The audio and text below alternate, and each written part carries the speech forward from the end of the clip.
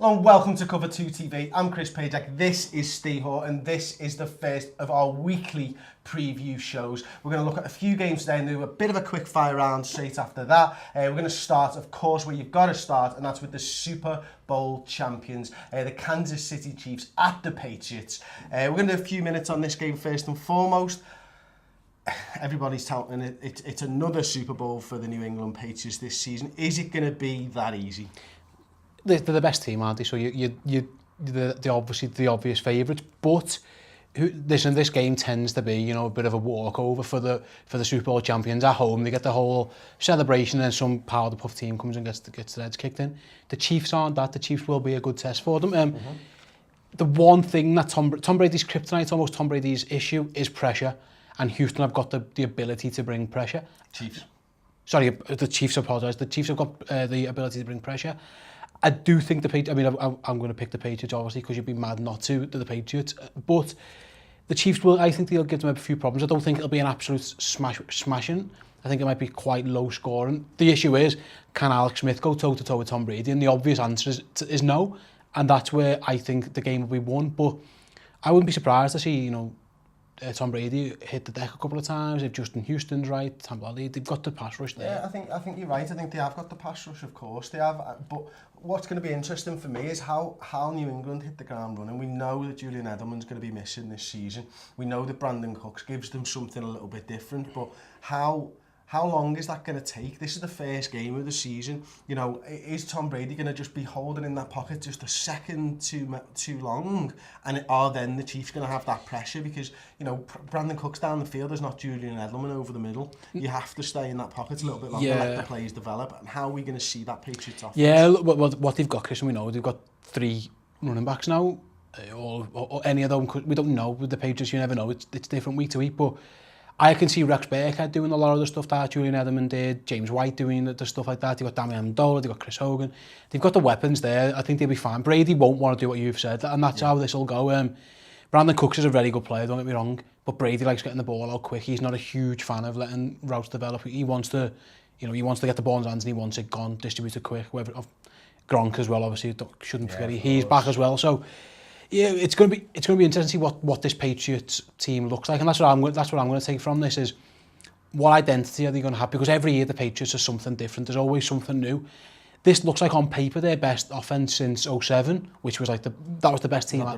That's the best team I've ever seen. That 07, I know they didn't win the Super Bowl, but that 07 Patriots is the best team I've ever seen, and I don't think it's even close. On paper, this is the offense for it. We'll just see how it goes again.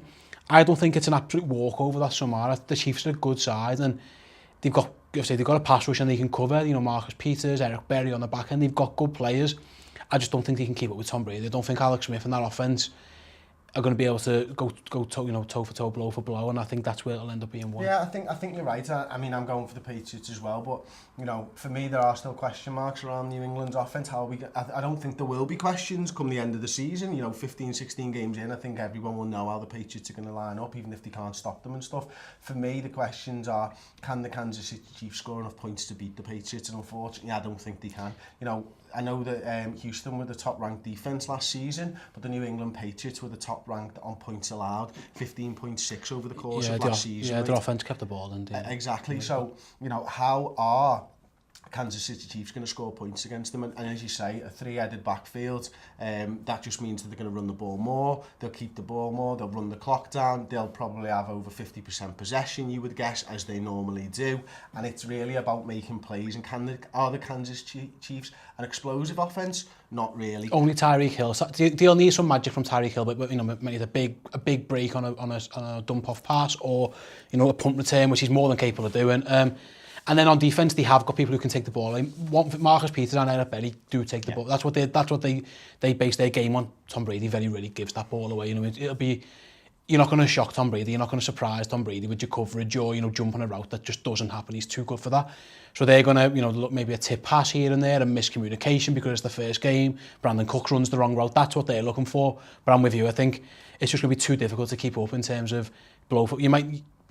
You'd probably have to score at least 24 points at least to beat. And can you see an Alex Smith offense in New England? I can't see, mate. First game of the season. We'll move on then to the Seahawks at the Packers. Obviously a game that's close to your heart, Steve.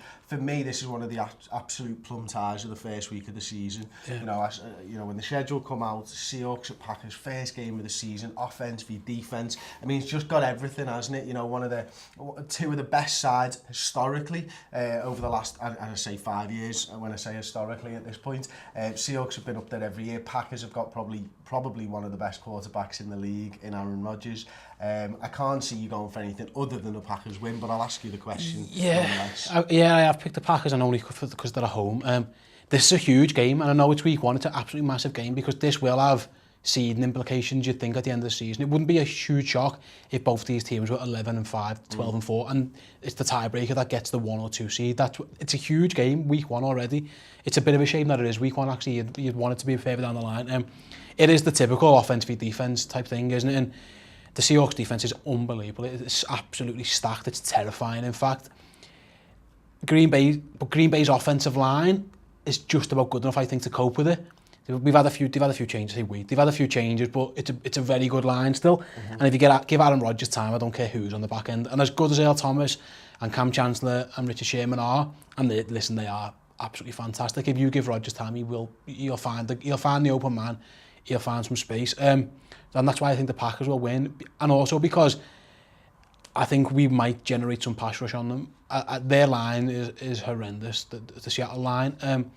Russell Wilson's a star. They've got absolute star. Doug Baldwin's a star. We'll see how they go in the running game. But I just think that's where the game will be won. I think they're by far a better defensive line than ours.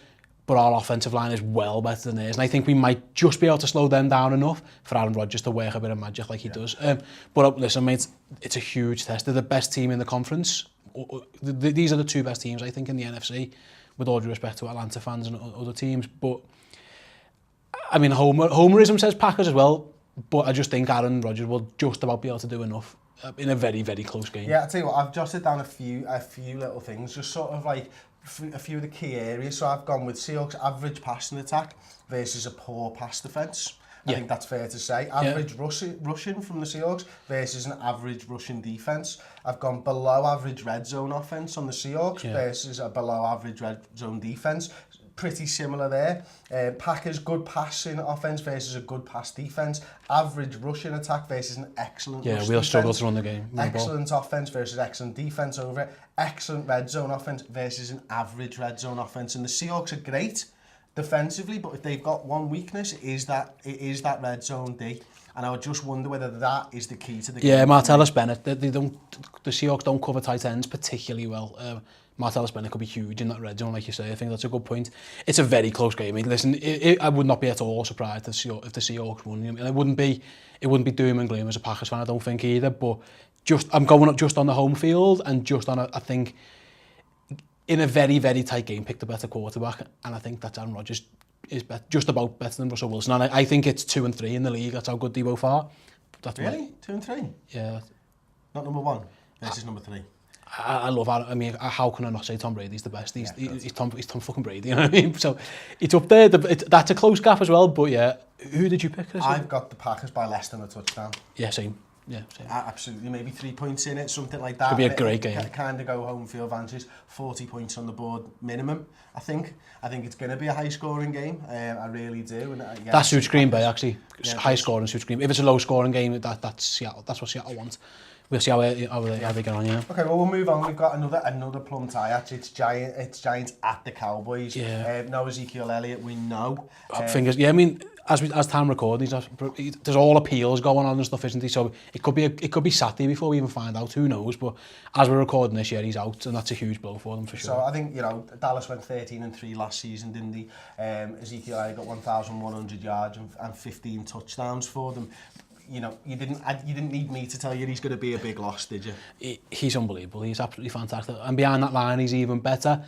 But people who say he's a product of that line are wrong. He is a really good player. He was great in college when he didn't have that line. I mean, he's so explosive. His cutting ability is fantastic. He gets the hole and he's through. That outside zone run game is just so hard to stop, and he will be a blow. And they will still run the ball pretty well all season. I just don't think they'll run the ball well in this game. If Zeke was playing, it'd be better, but I don't think it'd be great anyway. I think the Giants, I'm all in on the Giants defence. I think it's absolutely fantastic in terms of stopping the run, in terms of pass rushing. That's where this game's going to be won. probably one of the best defenses in the league against the best offensive line that we've seen in probably a decade. If Elliott doesn't play like we expect, can McFadden or Morris or whoever runs do enough to make the Giants respect that run game so that Dak doesn't have to throw 50 times? Or, you know what I mean? You need to be able to move the ball because I think Dak's a real. I don't think he is a one-hit wonder. I think you can tell by the skill set he's good. I wouldn't want him throwing too many passes in this game to what I think is Des Bryant's a star. Other than that, it's a bit, it's Cole Beasley or it's, Williams. I like Cole Beasley. They're fine, they're good players, but I would trust the Giants to be able to do enough to stop them. So I think that Dallas really need to be able to, even with McFadden or with Morris or whoever, can they move the ball? And I've picked the Giants in this game because I don't think they will. Yeah, I think I've picked the Giants as well. They beat them. We need to start disagreeing soon. No, listen, there's reasons for it. Dallas went 13-3 last season. The Giants beat them twice. Yeah. Both low-scoring games. It was 2019 at Cowboys, and it was 7-10 at the Giants and stuff. So again, it says that game, even with Ezekiel Elliott, those two games went to the defense in a low-scoring tie. We'll have to see. We'll see how. I mean, Beckham's ankle injury. Beckham's ankle's huge, and if he's fit, if it's huge, he's fucked. Yeah, he's in trouble. I think even without him, they might just be able to do enough. I think there's just about enough in what I think is going to be a low-scoring game.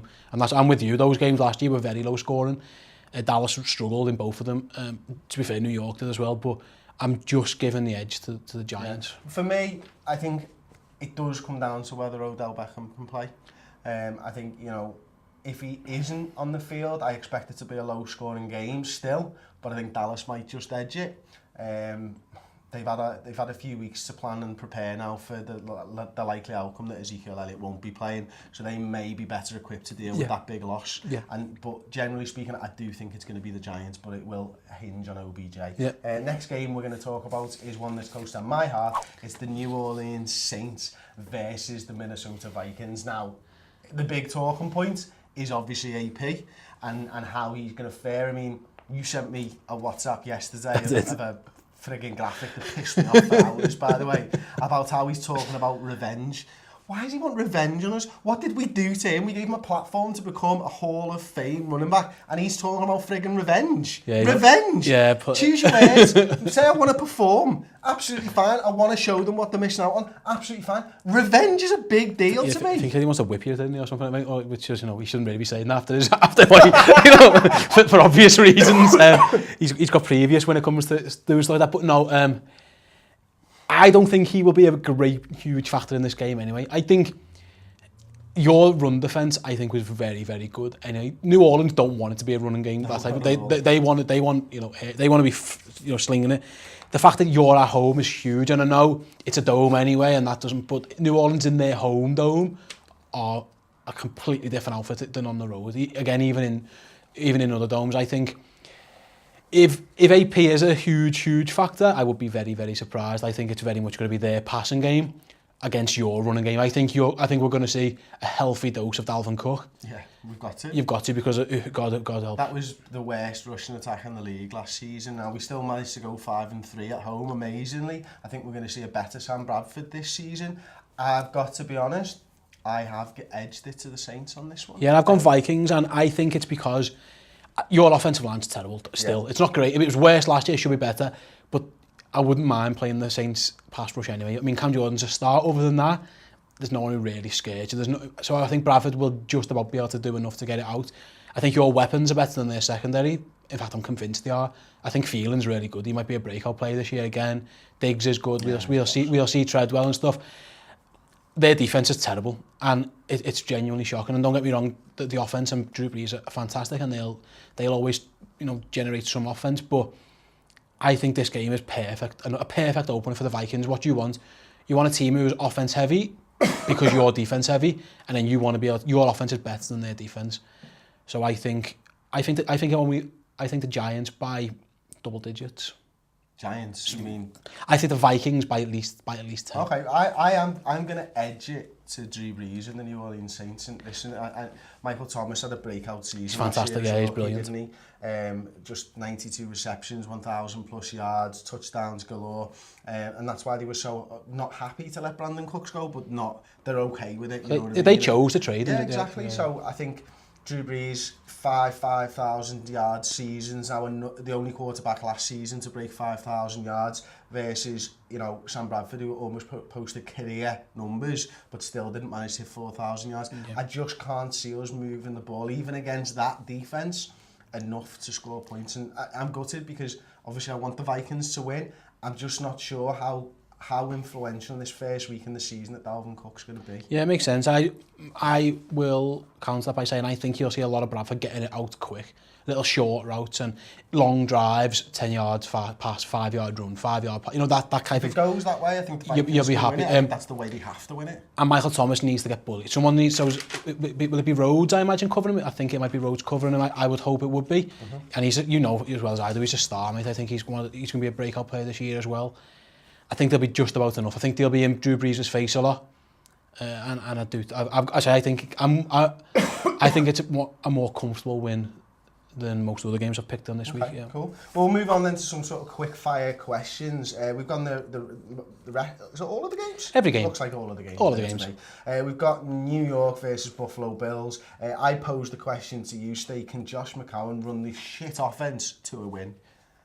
No. Honestly, mate, that might be the worst offense I've ever seen. Yeah. I mean, in terms of wide receivers, I've never seen anything like it. It's horrendous. You know, they had Quincy Nua, who was good anyway, maybe a 2 in some offense, and he went down. And other than that, it's garbage. And the Bills aren't great, and we'll see who starts. Tyrod's had a concussion, so it might be a rookie, which could be, obviously would be a huge factor, but the Bills have at least got some resemblance of star players on both sides. The ball, the Giants are very much defense. They need it to be 10-7. They need it to be one of those games we spoke about earlier, because they just, who's generating offense, who's scoring points, unless you get a couple of, you know, short field takeaways or, you know, defensive touchdowns. Who's Josh McCown passing to? Yeah, I can't see it. So yeah, that's that one. If I pose one to you, Atlanta v Chicago, what would Chicago have to do to pull off what would be a huge upset at home? Trubisky would have to start for me. And he's not going to. And he's not going to. So I think ultimately it's going to be the Atlanta Falcons that walk this one. And I think this is a double-digit point victory easily. You know, I think it's going to be a complete whitewash for that Atlanta Falcons. Lots of people are down on them and how they're going to come back. And after last year's Super Bowl defeat and stuff, I'm not. I still think they're a great footballing side. I think that offense has not got any worse, and as such, they'll just completely roll over. Yeah, I picked Atlanta. Who did you pick? Buffalo as well. Buffalo and Atlanta. And Atlanta, absolutely. Yeah, same. We should have wrote that down, shouldn't we? I've got mine here, I'm fine. Okay, so one question on Baltimore Ravens versus Cincinnati Bengals. Do the Ravens have enough on offense to win this game? They have enough on offense because they've got a really good defense. So again, low scoring would help them. It's a tough one. I picked, and I've wrote this down before, I picked the Bengals for this one. Home field, basically. It's very toss-up game. I think Joe Mixon's going to announce himself to the world again for good reasons, after the horrendous reasons we all know him for now. I've gone for the Bengals. I've gone Bengals as well. I just don't rate that, but Baltimore Ravens offense. It's not very good. Haven't got the weapons. If I said okay, listen, Pittsburgh v Cleveland, isn't it? Pittsburgh v the Browns. We're both picking Pittsburgh, I'd imagine. Obviously, what do you want to see from Cleveland in terms of the rookie quarterback and that, just to as a glimmer of hope for something this year? They'd probably lose the game, but what would you like to see? They'd probably lose the game. Okay, they will almost definitely lose the game. Yeah, I think... What do you want to see from Kaiser and that offense? I think we need to see his poise in the pocket. We need to understand in game one of his NFL career, can he see the field? Can he make good decisions? Because the Browns have had too many quarterbacks over the years making bad decisions, and I don't think the Browns have had quarterbacks of the quality of him. But, you know, he's got to be able to stand there, he's got to be able to see the field, and he's got to be able to tuck the ball when he needs to tuck the ball, take a hit when he needs to take a hit, and get rid of the ball when there's an opportunity to get rid of the ball. Yeah, I was a big Kaiser fan coming out of college, wasn't I? His decision making was the one thing that you could be questionable. So, I mean, obviously we're picking the Browns. I would like to see something from him. The Steelers. I don't know, I might pick no. We're obviously picking the Steelers. From the Browns, I just want to see improvement. So these rookies that they've got tons of draft picks. They got four in the first 2 rounds, I think, last year. Can they all show glimmers of hope that it isn't just going to be another lost season? Yeah. Okay. Well, we'll move it on then. So there's only one game that we've disagreed on, and that was my team. Maybe I'm playing it. Maybe I'm just playing it a little bit safe, and I don't want to get anything wrong there. Okay, well we'll go on to the Arizona Cardinals versus the Detroit Lions. Steve, will the Lions be able to live with Johnson, Palmer, and Fitzgerald? No. He really won't. Again, the Lions want this to be a high-scoring game because they just can't. And hope Matt Stafford pulls another one of these comebacks out of his arse because that defense is really bad again. It's a really, really bad defense, and I think David Johnson's going to have a field day, and that's why I picked the Cardinals to win this game because I don't see how they're going to stop him. Whether it be running the ball or catching out the backfield, I think he's on for a huge, huge day, and I've gone, for the Cardinals all year. There was rumours earlier on in the season about Andre Ellington. I think it was during the off-season about maybe potentially using him as a wide receiver. Is that something that you think we're going to see this season? I think they might split him out wide a bit, but I mean... Why would you? Why do you need to? Yeah, maybe because, I think they do struggle for receivers other than Fitzgerald. They are a bit short out, on the receivers. John Brown's perennially injured, for example. J.J. Nelson, who knows? So it could be something we see with him and you could see him and Johnson in the backfield and someone splits out and stuff. In this game, I just think I like the Lions offense. I don't like the defense. I just don't know how. And they might prove me wrong. I don't know how they're going to stop David Johnson. I wouldn't be surprised if he goes for 100 yards, 2 touchdowns, that type of game, and just takes it away from them. Who have you picked? Okay. Exactly the same, mate. I think, Arizona Cardinals all day, every day. I think, they are very much at the end of Carson Palmer's 38 now, I think. They're very much at the end of his career. We're at the end of Larry Fitzgerald's career. It's a swan song for both of them, and I think they'll both perform if they both stay fit this season. And I expect that Cardinals to be a top 10 offense again. Yeah, absolutely. Yeah, it wouldn't be a huge surprise. Jacksonville at Houston. First of all, Houston, we know what's going on in Houston. They are going to play at home, which is great. Obviously, it's been horrendous what's happened over there. But thankfully, they can play at home, so that's good news for them. Tom Savage versus Blake Bortles. Is it really, though? They're both Is it Savage versus that D versus Bortles versus that D? Could this be 0-0? Potentially.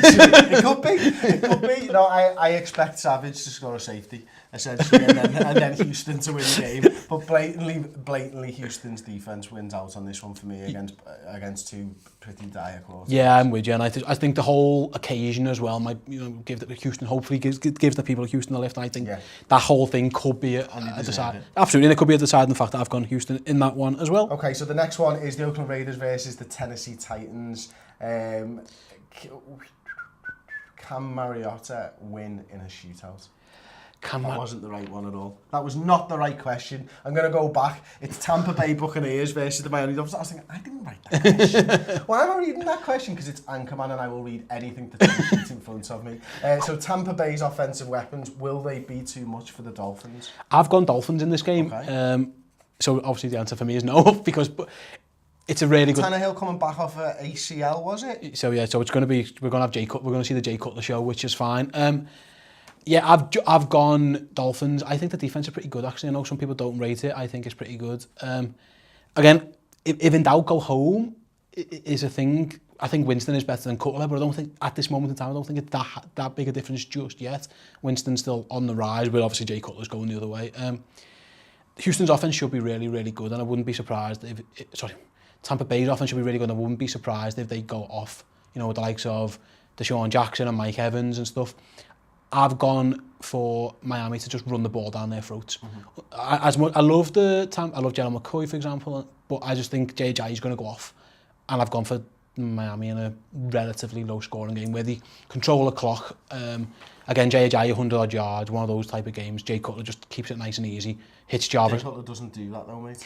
In the Gase offense, the good thing... I think he will. The good thing about the Adam Gase offense is that it doesn't give you much room to choose. It dictates where you have to throw because the scheme doesn't work. We saw it, was it 2015? It was his best season by far, yeah. And it doesn't give you the choice to fanny about with it or, you have to throw to that read because nothing else is available. You will get hit in the face if you don't. So I think if he's got his head screwed on, which I think he should have, I think we might see plenty of Jarvis Landry in the slot, just dump off him, and a healthy dosage of J.J. Okay, I have gone Tampa Bay Bucks, and one of the reasons is that I've bought into it. I've been watching Hard Knocks. The thing is, in much the way that spread betting is affected on the Dallas Cowboys because they're America's team, when Hard Knocks comes around and focuses on your team, the spread betting always seems to favour the Tampa Bay Buccaneers. I know this, and yet I still can't help but put my money on Tampa Bay Bucks. You've bought into one of Jameis's speeches. That's absolutely fine with that. Look, these are these are prodigious talents on offense. Yes. He's got 2 weapons there in Mike Evans and Deshaun Jackson, who are outstanding talents. One a 10-year veteran of the league, another guy who's coming up and is absolutely tearing it up and isn't in the conversation enough for one of the best receivers in the league. And I've bought into that, and I think that they will win out in this game. Okay. Spoiler, we might know what this question is going to be. It's Oakland at Tennessee. Can Marcus Mariota win a shootout? Because Oakland will want it to be a shootout because they again, pretty poor defense, really, really good offense. If it goes that way, is Mariota and that offense got enough to keep up? No, I don't think it does. I think, Geno's really into the Titans and all that this season, and I respect Mariota. I think he'll be a great fantasy football quarterback, but when it comes down to winning football matches, I think Derek Carr's got the experience and he's just better at that. I think if it does go to a shootout, Derek Carr and that offense will win out. We know Oakland haven't strengthened enough on defense. That's going to be a problem for them. That problem will hit them around the playoffs, I feel regular season games, they'll do enough to get into the playoffs, and as such I've gone Oakland on this. And I've gone Titans. I think we're going to see plenty of running game again. I think they're going to run the ball, the Murray, Henry two-headed monster. And I think until Oakland's linebackers prove they can do anything, I'm not going to trust them. So I think you might see a ton of Delaney Walker over the middle, and I've gone Titans. Okay, so we go Philadelphia Eagles versus Washington Redskins. Good game. Washington Redskins, 3rd-ranked offense versus the Philly defense. Yeah, I mean, I've gone Philly straight off the bat. That front 7 is ridiculously good, and they're going to be right in Kirk Cousins' face. If they don't get there, then Washington will have a field day, because I'm still not sure about Philadelphia on the back end just about yet. But I think that Philly front 7 is going to dictate this game, and I think Carson Wentz is going to be able to do enough to score points on what's a pretty good Washington defense, and I don't think the Redskins are going to be able to do enough. And I'm intrigued to see Alshon Jeffrey and Torrey Smith, how that works. I expect that it's going to be very simple of Torrey Smith run down as fast as you can, and Alshon Jeffrey is going to be the one who goes over the middle, the dig routes and stuff. I'd be interested to see if Washington can stop that. That's what I'll be looking for. But I've gone Philly because I think that front 7 is going to run this game. Okay, I've backed the Redskins in this game. I feel like Kirk Cousins and that offense moved the ball so well last season. They need to see a little bit more out of them in red zone offense. I think that's the one thing that let them down. They threw for so many yards and stuff last season. I think I'm right in saying, you're correct in the comments if I'm wrong, but I think on yards they were the 3rd-ranked offense in the league. Jordan Reed will help in the red zone if he can stay. He just needs to stay healthy. If he's in the red zone, he's almost uncoverable, and that's where they got let down last year. They had no real semblance of a run game, so they couldn't really run the ball in the red zone. And losing Reed was a huge factor. Obviously, they've had a bit of a change up at wide receiver, and we'll see how that goes. Terrell Pryor looks like a good red zone weapon as well, so it wouldn't be a huge shock yet. Okay, on to the next one then. It's you, Stephen. Yeah, it's Carolina, San Francisco, and don't get me wrong, I think we'll all expect Carolina to win, but how do you think Carolina and this new offense and this new run game will go against what should be a pretty good 49ers front 7? They've invested a ton of first-round picks in it. Can you see the likes of McCaffrey and Samuel, and obviously Cam, hopefully he's fit, doing just about enough? The reason that I've picked the Panthers in this game is that yes, that front 7's good, but there's no tape on this Carolina Panthers offense right now. And you could say back to the beginning of the video when I talked about New England Patriots offense and how it's gonna take time to click and stuff. I just feel like they're not going to expect what the Carolina Panthers are going to be able to give them. I think Kelvin Benjamin's going to have another breakout season this season for the Panthers. So I think you've got the twin threat of Christian McCaffrey in the backfield picking up short passes and stuff, but you've also got to respect that Kelvin Benjamin's a legit wide receiver 1. Yeah, and I think if you're looking at cornerbacks in this league, the 49ers is horrendous. They've got nothing there. So I think you might see a lot of run, and then a big play action pass, which Cam loves. He'll chuck it as hard and as far as he can, and it might not be the most accurate pass in the world, but Kelvin Benjamin should be able to go and get it. I'm with you with that one. And then last game, let's round it off. Okay, Los Angeles Chargers versus Denver Broncos.